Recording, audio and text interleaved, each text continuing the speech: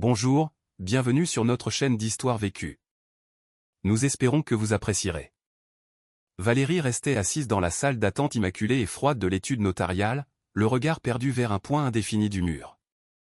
Ses mains, abîmées par le temps et les tâches ménagères, agrippées avec désespoir l'anse de son vieux sac en simili-cuir, le pressant contre ses genoux comme s'il s'agissait du dernier vestige d'une vie qui s'effondrait. Ses jointures étaient devenues blanches sous l'effet de la tension, un reflet physique de la douleur qui lui opprimait la poitrine. 23 ans.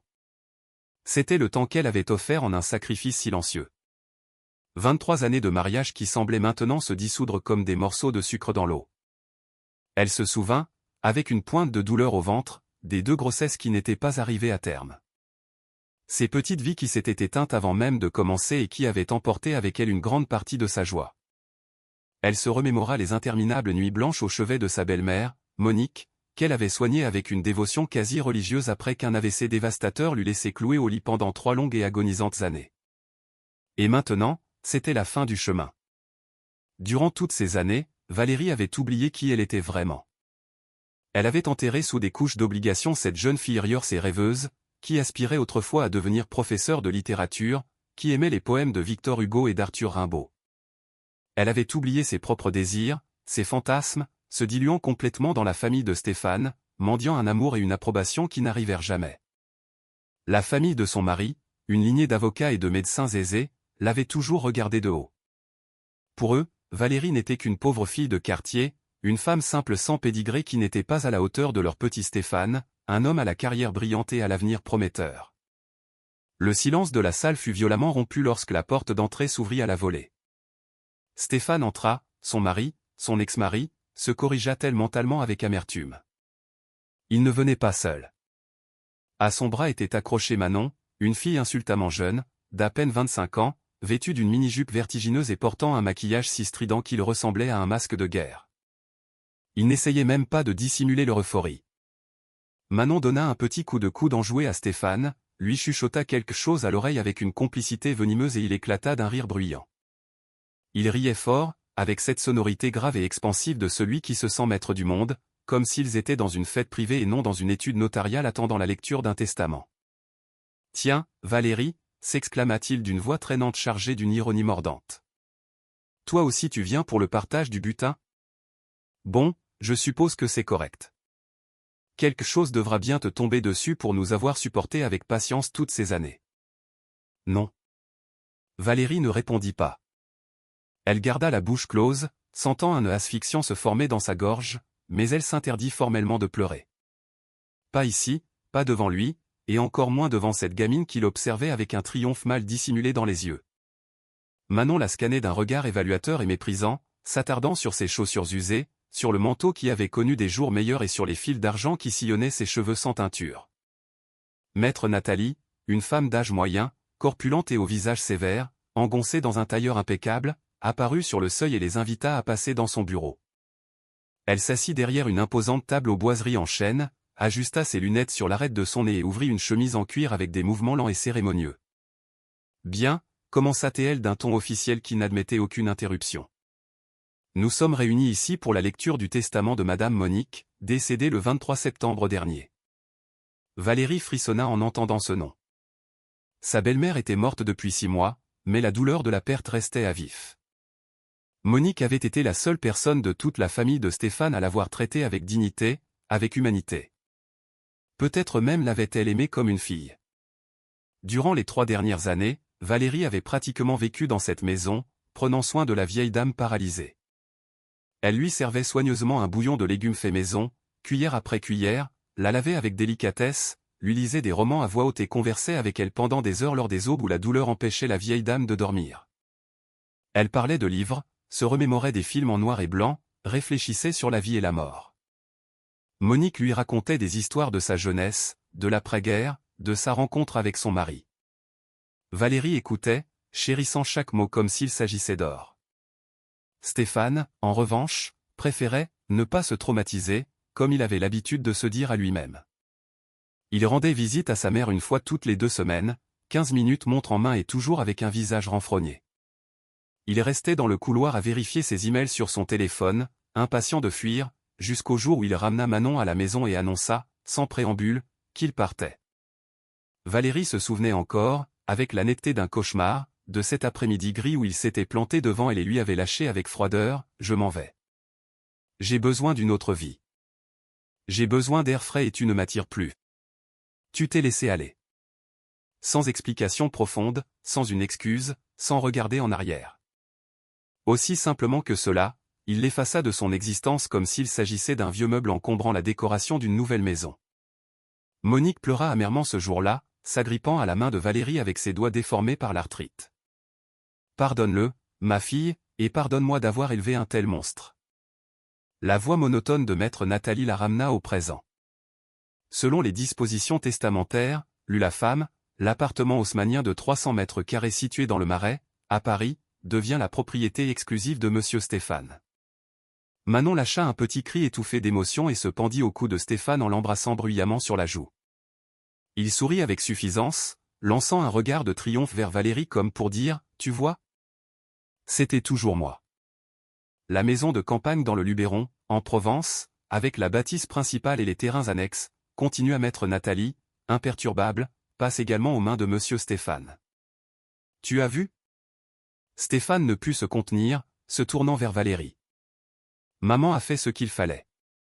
Je suis son fils, son sang, son héritier. Toi, tu n'as rien à faire ici. Après tout, tu es une étrangère, une femme qui n'a fait que passer dans nos vies. » Valérie serra les lèvres jusqu'à ce qu'elle lui fasse mal. Les larmes luttaient pour sortir, lui brûlant les yeux, mais elle les ravala avec sa bile. Des années de vie commune avec Stéphane l'avaient entraînée à encaisser les coups, à garder son calme quand elle voulait hurler, à sourire quand son âme tombait en morceaux. Le fonds d'investissement bancaire, d'un montant de...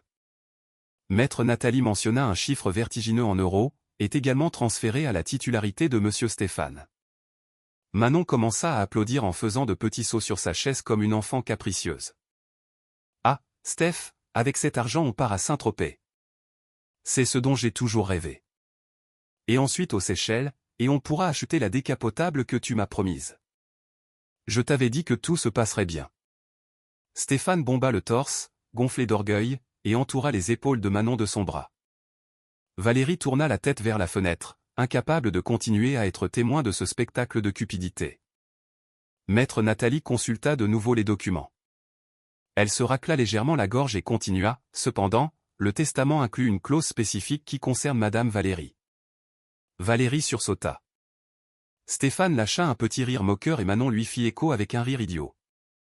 À madame Valérie, poursuivit maître Nathalie d'une voix ferme, et léguait le trousseau personnel de la défunte, sa machine à coudre Singer ancienne et un coffret à bijoux en bois sculpté contenant divers bijoux fantaisie. Elle fit une pause dramatique. Et une enveloppe scellée contenant une lettre personnelle. Stéphane éclata d'un rire si grotesque que maître Nathalie fronça les sourcils avec un mécontentement évident. Une machine à coudre ? Brailla-t-il en s'essuyant les larmes de rire du revers de la main. Tu as entendu ça, Manon ? Elle lui a laissé un vieux machin, une relique soviétique et une boîte à bijoux avec de la verroterie. Je suis sûr qu'il y a là-dedans les colliers en perles de verre de grand-mère. Manon se cachait la bouche en riant doucement. Ah, et la petite enveloppe, continua Stéphane, se délectant de sa cruauté. Quel détail. Regarde, Valérie, elle t'a laissé un petit mot. Quel trésor. Maintenant tu vas vraiment sortir de la pauvreté. Écoute, peut-être qu'elle t'a laissé la recette secrète de ces tourtes. Stéphane se pencha vers elle, les yeux brillants de malice. Tu vois, Valérie ? Ils ne t'ont rien laissé d'autre que des ordures sentimentales.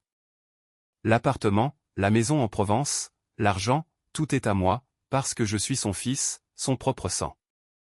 Et toi, comme je te l'ai déjà dit, tu n'es personne. Juste la femme qui faisait la vaisselle.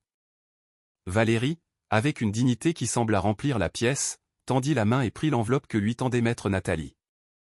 Ses mains tremblaient légèrement, mais son regard était ferme. L'enveloppe était épaisse, jaunie par le temps et scellée à la cire rouge. Sur le devant, d'une calligraphie tremblante mais élégante, on pouvait lire « Pour que ma chère Valérie la lise devant tous ». Valérie brisa le sceau avec précaution. À l'intérieur, il y avait plusieurs feuillets écrits à la main. Elle déplia le premier et commença à lire. Sa voix flancha au début, brisée par l'émotion, mais à mesure qu'elle avançait, elle acquit une force inouïe. Ma chère Valérie, si tu lis cette lettre, cela signifie que je ne suis plus de ce monde. Et ma dernière volonté est que tu lises ces lignes à voix haute devant maître Nathalie, devant Stéphane et très probablement devant cette jeune fille qui l'aura amené sans aucune pudeur. Oui, ma fille, je savais tout. Le sourire de Stéphane se figea sur son visage comme une grimace grotesque. Manon arrêta de rire et remua, mal à l'aise sur son siège. Valérie continua de lire et sa voix résonna claire dans le bureau. Oui, je savais qu'il me trompait. Je savais qu'il t'avait abandonné pour un corps jeune. Je savais qu'il ne venait pas me voir, moi, sa propre mère, pendant que je gisais paralysé dans ce lit. Je savais qu'il me mentait au téléphone quand il disait qu'il était en réunions urgentes et qu'il ne pouvait pas venir me rendre visite. Mais toi tu venais chaque jour. Tu me donnais à manger, tu me lavais, tu me lisais des livres, tu me tenais la main quand la douleur était insupportable. Tu as été là quand la peur de la mort me tenaillait. Tu me chantais les chansons que j'aimais. Tu as été la fille que la vie ne m'a jamais donnée. Les yeux de Valérie se remplirent de larmes, mais elle prit une profonde inspiration et poursuivit, car elle ne pouvait pas permettre que cela en reste là. Je ne pouvais pas partir en paix en permettant une telle injustice. Stéphane croit qu'il a tout hérité, mais il se trompe. Oui, j'ai mis à son nom les biens immobiliers et l'argent du compte courant habituel. Qu'il garde cela. Qu'il croit qu'il a gagné. Mais ce n'est pas mon véritable patrimoine. Le gros de mon capital est ailleurs. Stéphane pâlit d'un coup. Sa peau prit une teinte cireuse. Manon le regardait avec des yeux écarquillés, sans comprendre ce qui se passait, alternant son regard entre lui et Valérie. Valérie tourna la page. Il y a 20 ans, quand mon mari, ton beau-père, est mort, il ne m'a pas seulement laissé les propriétés. Il m'a laissé un paquet d'actions de l'ancienne forge industrielle en Lorraine où il a travaillé toute sa vie comme ingénieur. À l'époque, ces actions ne valaient même pas le papier sur lequel elles étaient imprimées. L'usine était en faillite, sur le point de fermer. Mais des années plus tard, une multinationale a racheté l'entreprise, modernisé la production et la valeur de ces actions a été multipliée par 100. Je ne l'ai jamais dit à Stéphane. J'ai gardé ces actions secrètes, en attendant, espérant qu'il changerait, qu'il mûrirait, qu'il deviendrait un homme bon, attentionné et noble. Valérie fit une pause. Le silence dans la salle était si dense qu'on aurait pu le couper au couteau. Stéphane avait la bouche ouverte, mais aucun son ne sortait de sa gorge. Il était pétrifié. Mais il n'a pas changé. Il n'a fait qu'empirer. Ses actions, à ce jour, ont une valeur marchande de. Valérie s'arrêta, cligna des yeux, incrédule, et dut relire le chiffre pour s'assurer qu'elle n'hallucinait pas. 850 000 €. Et je te les lègue à toi, Valérie, parce que tu les as gagnés. Parce que tu as été à mes côtés quand il n'y avait rien à gagner, quand il n'y avait que du travail et de la douleur. Tu es la seule qui m'a traité comme un être humain, non pour l'héritage, non par devoir, mais par amour, simplement pour être qui je suis. Les titres de propriété et la clé du coffre-fort à la BNP Paribas te seront remis par maître Nathalie séparément. Un silence sépulcral s'empara de la pièce. On n'entendait que la respiration agitée de Stéphane. Manon regardait son amant avec des yeux exorbités, comme si elle venait de découvrir un étranger. 850 000. Balbutia la fille d'une voix stridente. Stéphane, mais tu m'as dit que ta mère n'avait que l'appartement et quelques économies. Tu m'as dit que c'était une vieille radine. Tais-toi. Siffla Stéphane entre ses dents, les poings serrés sur les accoudoirs de la chaise jusqu'à faire craquer ses jointures. Ferme ta gueule tout de suite. Ne me dis pas de me taire, répliqua T.L. Tu es un idiot. Valérie ignora la dispute et lut le paragraphe final de la lettre. Je te demande une dernière faveur, ma chère Valérie.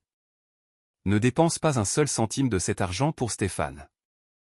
Même s'il te le demande à genoux, même s'il te supplie, même s'il promet de revenir et de changer. Il a déjà fait son choix. Il a choisi la vie facile, l'amusement, la chair fraîche au lieu d'un cœur loyal. Vis pour toi, ma fille. Achète-toi une maison lumineuse, voyage, découvre le monde que tu mérites de voir. Si tu le peux, cherche un homme bon qui te valorise vraiment. Tu es encore jeune, tu es belle et tu as toute une vie devant toi. Tu mérites d'être heureuse. Et laisse Stéphane vivre avec ceux qu'il a reçus. Cela lui suffira pour survivre et, avec de la chance, pour comprendre le prix réel de l'amour et de la loyauté qu'il a méprisé. Ta mère qui t'aime, Monique. Valérie plia la lettre avec une délicatesse infinie et leva les yeux vers Stéphane. Pour la première fois depuis tous ces mois d'humiliation et de douleur, elle le vit tel qu'il était réellement, un homme petit, avide et vide. Elle n'avait plus peur de lui, elle n'avait plus mal. Elle ne ressentait qu'une immense pitié. Maître Nathalie se leva et tendit à Valérie une enveloppe volumineuse de couleur manille. Madame Valérie, voici la clé du coffre-fort et toute la documentation légale pertinente. Madame Monique a tout parfaitement verrouillé, devant notaire et avec témoin. Les actions sont vôtres de plein droit. Il est impossible de contester ce testament. Valérie prit l'enveloppe. Ses mains ne tremblaient plus. Un calme profond, chaleureux et réparateur se répandit dans sa poitrine. Elle ne ressentait pas d'euphorie, ni de désir de vengeance, ni même une joie débordante. Ce qu'elle ressentait était une gratitude immense, une paix silencieuse envers cette femme qui, même depuis l'au-delà, avait su la protéger. Elle avait tendu sa main pour la relever du sol et lui rappeler sa valeur. Elle se leva de sa chaise avec élégance, ramassa son vieux sac et se dirigea vers la porte sans regarder en arrière. Juste sur le seuil, elle s'arrêta et se tourna lentement. Stéphane restait cloué sur sa chaise, le regard perdu dans le vide, le visage décomposé et pâle comme de la cire. Manon fouillait nerveusement dans son sac, ayant perdu tout son éclat de victoire. « Tu sais, Stéphane » dit Valérie d'une voix douce, mais ferme comme de l'acier. « Ta mère t'a laissé beaucoup. Tu as un appartement dans le Marais, une maison dans le Luberon. Beaucoup tueraient pour avoir ça. Mais la chose la plus précieuse qu'elle t'ait laissée est une leçon.